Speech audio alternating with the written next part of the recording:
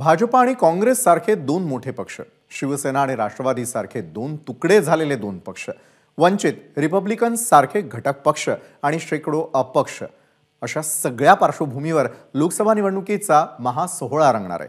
ही निवडणूक दरवेळेसारखी महत्त्वाची आहेच, मात्र अनेक पक्षांची आणि अनेक नेतृत्वांची अस्तित्वाची ही लढाई असणार आहे। त्यामुळे देशाच्या लोकसभा निवडणुकीच्या निकालांमध्ये महाराष्ट्राचे निकाल सर्वार्थाने अत्यंत महत्त्वाचे आहेत। पाहूयात याबाबतचा हा सविस्तर रिपोर्ट। 2024 ची लोकसभा निवडणूक महाराष्ट्रासाठी किती महत्त्वाची? पक्ष फुटले, कार्यकर्ते विभागले, मतदार राजाचा कौल कुणाला? लोकसभा निवडणुकीत कुणाला धक्का आणि कुणावर शिक्का? 19 एप्रिल पासून देशात निवडणुकांचा रणसंग्राम सुरू होतोय। महाराष्ट्रात 5 टप्प्यात निवडणुका होणार आहेत। चांदा ते बांदा नेते उमेदवार प्रचारासाठी कस लावणार आहेत। पण ही निवडणूक राजकीय पक्षांसाठी इतकी सोपी नसणार आहे। याचं कारण महाराष्ट्रातलं फुटलेलं, विखुरलेलं आणि तळागाळाला गेलेलं राजकारण। गेल्या 5 वर्षात 2 मोठे पक्ष फुटले।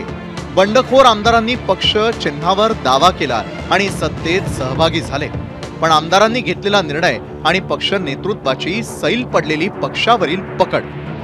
उद्धव ठाकरेंच्या शिवसेनेमध्ये 40 आमदारांनी बंडखोरी केली आणि त्यांच्या पक्षाचं नाव आणि चिन्ह दोन्हीही त्यांना गमवावं लागलं। त्यानंतर ठाकरेंना आपला पक्ष सांभाळता आला नाही, अशा प्रकारची टीका त्यांच्यावर करण्यात आली। आता मात्र शिंदे आणि ठाकरे गटाचे कार्यकर्ते संभ्रमात आहेत, कारण ठाकरेंचा मतदार हा तळागाळापर्यंत पोहोचलेला आहे। तर दुसरीकडे शिंदे सत्तेत असल्यानं विकास कामांच्या जोरावर मतदारांच्या मनात हात घालण्याचा त्यांचा प्रयत्न आहे। आता शिंदे ब्रिगेडवर 50 खोक्यांचा आरोपाचा डाग, तर दुसरीकडे ठाकरेंच्या नेतृत्वावर ठेवलेलं बोट, यामुळे शिंदे आणि ठाकरेंसाठी ही निवडणूक प्रतिष्ठेचा विषय बनली आहे। महायुतीत जागा वाटपाचा तिढा गरम आहे। भाजप जास्तीत जास्त जागांवर लढणार असून शिंदे आणि अजित पवारांच्या पदरात कमी जागा पडण्याची शक्यता आहे। त्यामुळे पक्षात बंडखोरी करून मतदारसंघात नाराजी ओढवून जर पुन्हा उमेदवारी मिळाली नाही तर नाराजांची संख्या वाढण्याची शक्यता आहे, आणि हेच एकनाथ शिंदेंना परवडणारं नाही। तिकडे उद्धव ठाकरेंसोबत जरी मूळ मतदार असला तरी त्यांना महाविकास आघाडीमध्ये काही जागांवर कॉम्प्रोमाइज करावं लागणार आहे। राष्ट्रवादीचं काय होणार? शिवसेने मागोमाग भाजपनं राष्ट्रवादी फोडली। अजित पवारांनी काका शरद पवारांच्या पक्षाचं नाव घेतलं आणि चिन्हही। राष्ट्रवादीतली फूट ही कुटुंबामधली फूट आहे।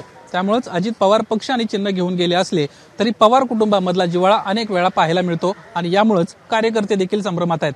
बारामती लोकसभा मतदारसंघ शरद पवार कुटुंब आणि अजित पवार कुटुंब या दोघांसाठी अतिशय महत्त्वाचा ठरणार आहे। शरद पवार कुटुंब म्हणजेच महाविकास आघाडीच्या वतीनं सुप्रिया सुळे या निवडणुकीच्या रिंगणात आहेत, तर दुसरीकडे महायुतीच्या वतीनं अजित पवारांची पत्नी सुनेत्रा पवार या लोकसभेच्या रिंगणामध्ये उतरणार असल्याची चर्चा आहे। त्यामुळे बारामतीची लढाई ही कुटुंबातच असणार आहे। समारंभ कार्यक्रमात अजित पवार आणि शरद पवार कुटुंब एकत्र येतात आणि राजकीय लढाई सांगत निवडणुकांमध्ये एकमेकांसमोर उभे ठाकतात। त्यामुळे कौल कुणालाही मिळाला तरी जिंकणार पवार कुटुंबच आहे।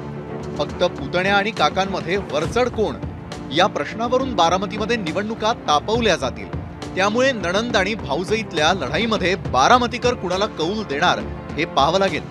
लोकसभेची निवडणूक भाजपसाठी तारेवरची कसरत। राज्यामध्ये शिंदे आणि फडणवीसांचं सरकार आलं।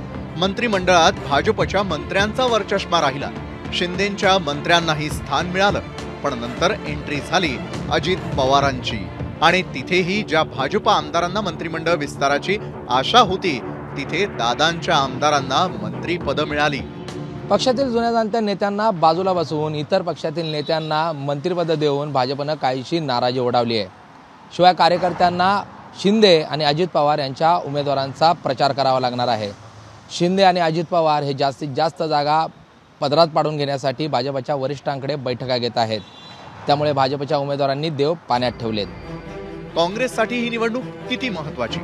अशोक चव्हाणांनी भाजपची वाट धरल्यानंतर काँग्रेस कार्यकर्त्यांमध्ये निरुत्साहाचं वातावरण आहे। त्यामुळे देशात जरी राहुल गांधींनी काँग्रेसला जिवंत ठेवण्याचा प्रयत्न केला तरी राज्यात चित्र वेगळं आहे। काँग्रेसमधील अंतर्गत वादाचा परिणाम महाराष्ट्राने पाहिलाय। राहुल गांधी यांची भारत जोडो यात्रा सोडली तर इतर कोणताही नेता कार्यकर्त्यांमध्ये प्राण फुंकण्यासाठी कसलाही प्रयत्न करताना दिसत नाही। दुसरीकडे उद्धव ठाकरे यांचा महाराष्ट्रभर झंझावाती दौरा सुरू आहे। मात्र महाराष्ट्रातील कोणत्याही नेत्याचा असा दौरा या ठिकाणी दिसत नाही। त्यामुळे काँग्रेसला राहुल गांधी यांची भारत जोडो यात्रा यामुळेच मतदार मतदान करणार का हे पाहावं लागेल. त्यामुळे आता महाराष्ट्रात लोकसभेची निवडणूक फुटलेले पक्ष आणि मूळ पक्षांमध्ये रंगतदार होणार आहे आणि म्हणूनच मतदार विभागला गेल्यानं याचा फायदा थेट भाजपला होतो की नेमकं काय होतं हे आता 4 जूनलाच कळणार आहे. ब्युरो रिपोर्ट, एबीपी माझा. एबीपी माझा, उघडा डोळे बघा नीट.